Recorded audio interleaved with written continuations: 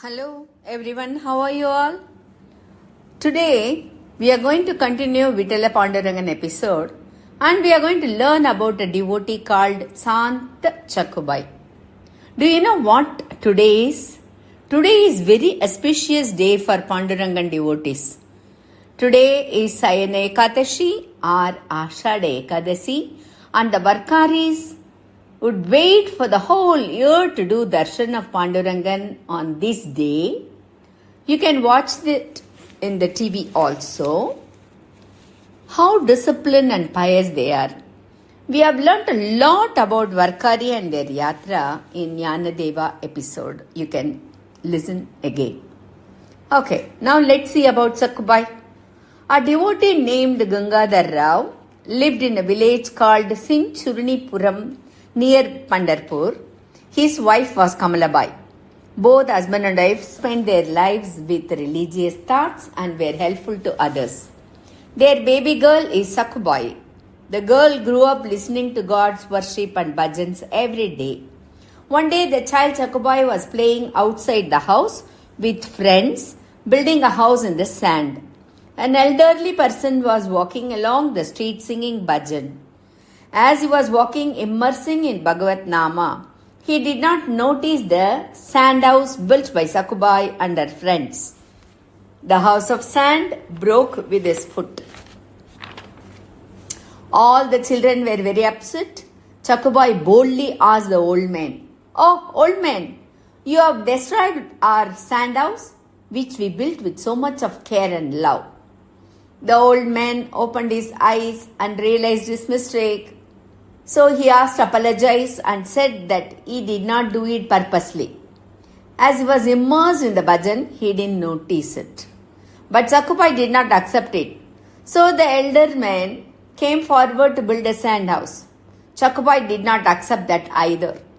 Finally, the elder man asked what did she want. By this time, all the other children got scared and went back home. Sakkubai asked for the tambura in his hand instead of sand house. First, the old man hesitated, but he gave her the tambura. Then he preached to her the Ashtakshara mantra, Namo Narayana. Sakkubai was very excited and asked him, "Who is this Narayana? There are many people with this name in my village. What is the importance of this Nama to keep saying every day?" Then the old man told her the story of Gajendra Moksham and also the story of Prahalladan for her to understand the greatness of Narayana Nama and how even a small child like Prahlada can be blessed and rescued from his father's evil act. Having listened to everything with great attention, Sakkubai returned his tambura and bowed. He also blessed her very lovingly and said, "Always chant Bhagavat Nama," and disappeared. Since then, Sakkubai never went to play with her friends, always started chanting the Bhagavat Nama in her mind and kept silent. Sakkubai was 10 years old. According to the customs of that time, her parents wanted to perform her wedding. As she was always silent, people of the town started calling her lunatic or crazy. So it became very difficult to find a groom in that town. But those parents firmly believed in God. Once a young man named Mitru Rao from Sindh came to that village on business.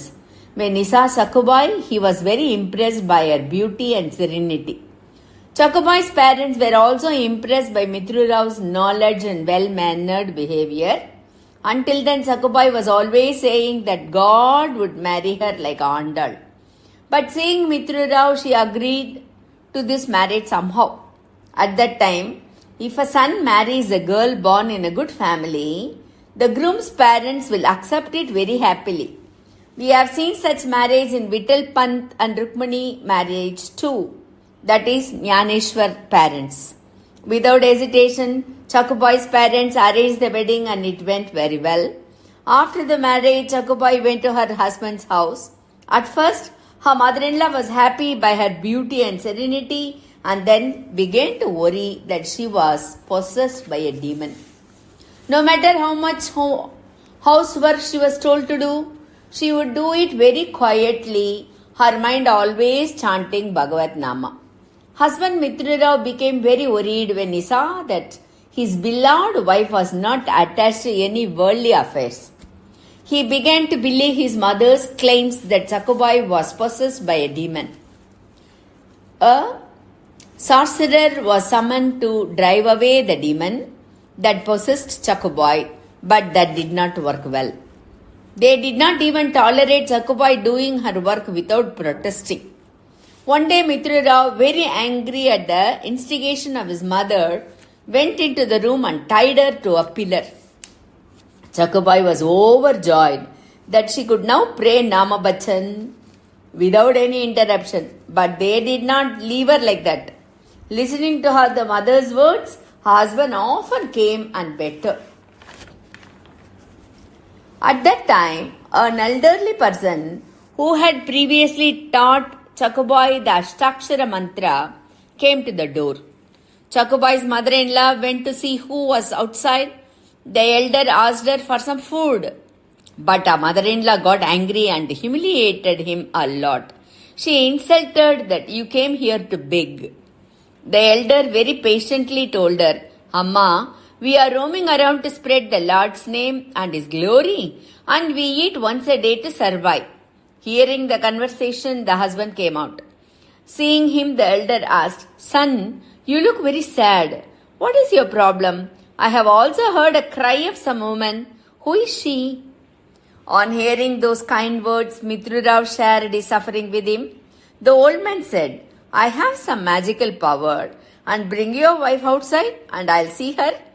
Overjoyed by his words, Mitra Rao brought her outside. Sakkubai's joy at seeing the elder knew no bounds. She fell at the feet of that elder man.